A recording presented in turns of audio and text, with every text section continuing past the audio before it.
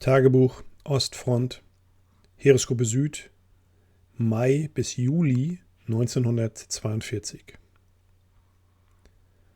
Das Rütteln und Schwanken des Waggons und das Klackern der Schienenstränge wiegt einen wieder und wieder in den Schlaf.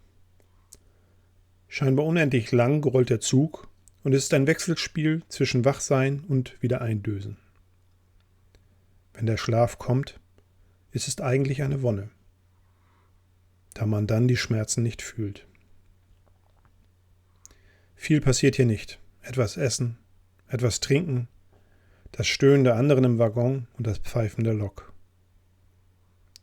3 Tage brauchten wir, um endlich heim ins Reich zu kommen. Ich fühlte mich nicht gut. Schwach war ich. Meine Hand, das Bein, der Kopf und der Rücken schmerzten elendiglich.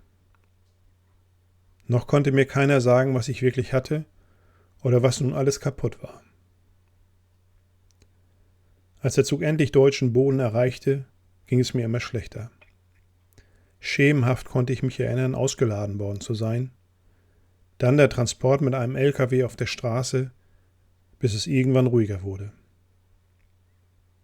In einem Lazarett angekommen, war es eher ein Dahindämmern, als tatsächlich wach zu sein. Aber ich wollte nicht sterben. Ich hatte noch Pläne. Ich wollte zu gut ruhen. Ob sie schon weiß, dass ich hier bin? Ob sie mich besuchen kann? Wurden meine Eltern schon informiert? Wo bin ich eigentlich? Die Tage vergingen. Schwestern und Ärzte waren an meinem Bett, aber richtig gesprochen habe ich mit niemandem. Aber die Schmerzen wurden weniger und langsam wurde ich auch wieder klarer im Geiste. Die Nächte waren schlimm. Die Erinnerung der letzten Tage an der Front ließ mich nicht los. Die zerfetzten Russen, die Toten überall. Kameraden, die gefallen waren und Ferdi, der nicht mehr da war. Endlich kam ein älterer Oberfeldarzt zu mir und nahm sich etwas Zeit, mit mir zu sprechen. Er selbst hatte einen Sohn bei der Panzerwaffe, der momentan auch an der Ostfront eingesetzt war. Im Rahmen der 13. Panzerdivision sei er wohl am Mius in schwere Kämpfe verwickelt, aber bis jetzt ist er ein tapferer junger Leutnant, der seine Truppe gut führt. Wir tauschten uns über die verschiedenen Panzertypen aus, auch die der Gegenseite, und fachsimpelten über den Frontverlauf. Der Oberfeldarzt war sehr gut informiert, was den Kriegsverlauf an der Ostfront betraf, und ich wunderte mich, woher er das wohl alles wissen konnte. Sicherlich hatte er gute Verbindungen in die höheren Stäbe. Aber nun wollte auch ich endlich mal wissen, was mit mir wirklich los ist. Er setzte seine Brille auf, las nochmal mein Krankenblatt und dann ging es los. Von oben nach unten kam da doch einiges zusammen. Schwere Kopfverletzung, wohl durch den Sturz, musste genäht werden. Beide Trommelfelle beschädigt, aber auch das sollte wieder in Gange kommen. Ein blaues Auge, das aber schon fast wieder verschwunden war. Schulterprellung und Schlüsselbeinbruch rechte Seite. Linke Hand, Zeigefinger und Mittelfinger gebrochen. Splitterverletzung in Hand und Unterarm. Rechte Hand, Quetschung kleiner Finger und Ringfinger. Hüfte geprellt, möglicherweise angebrochen. Hüftgelenk ausgekugelt. Mehrere große Splitter im Rippenbereich und Gesäß. 4 Rippen gebrochen. Linkes Bein, die Wade aufgerissen und Splitter im Fußgelenk. Rechtes Bein, Schienbein durch Splitterschlag gebrochen und der kleine Zeh abgerissen. Ja, alles in allem nichts Schlimmes, meinte der Arzt mit einem Lächeln. Sicher meinte er damit, dass ich noch ganz gut weggekommen bin.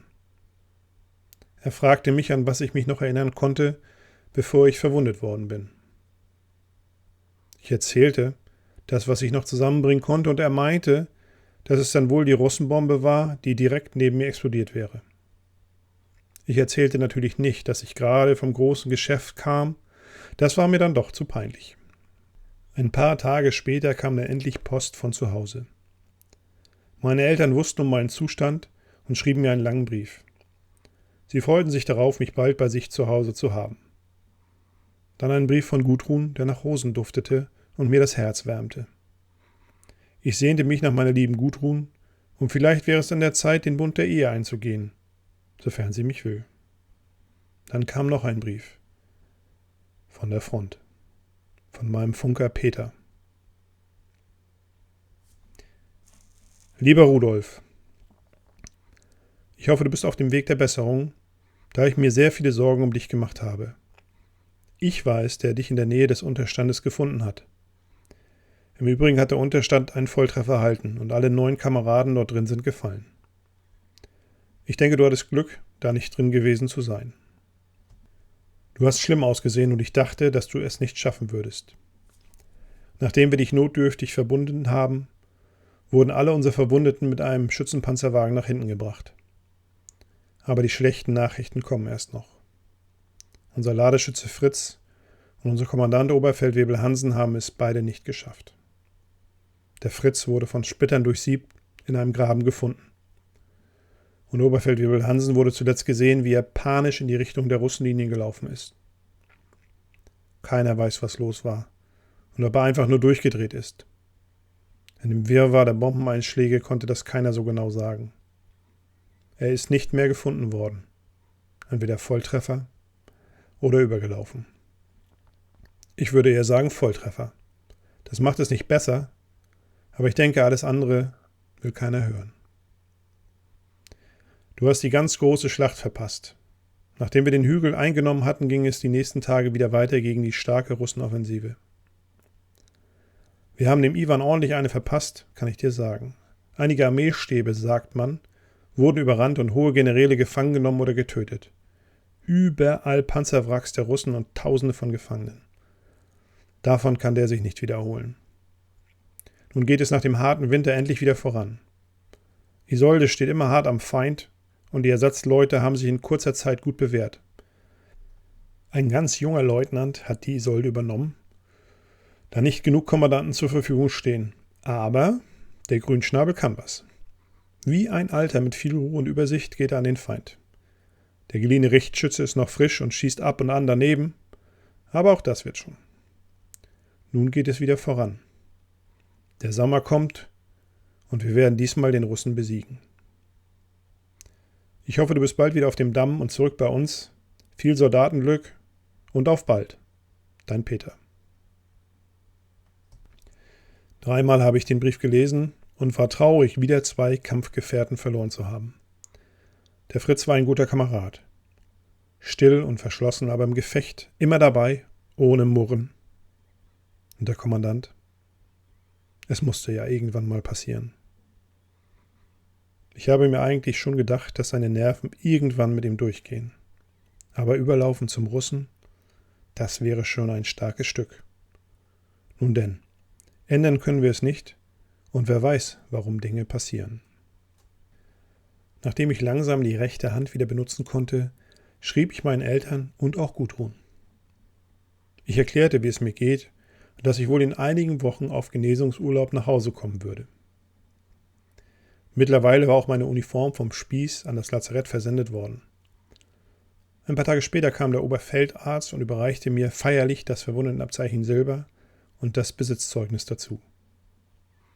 Ich bat darum, die Papiere zu meinen Eltern zu senden, aber das Abzeichen sollte zügig an die Uniform kommen. Das schwarze Abzeichen nahm ich ab und das silberne hängte ich dran. Das sah schon nach etwas aus.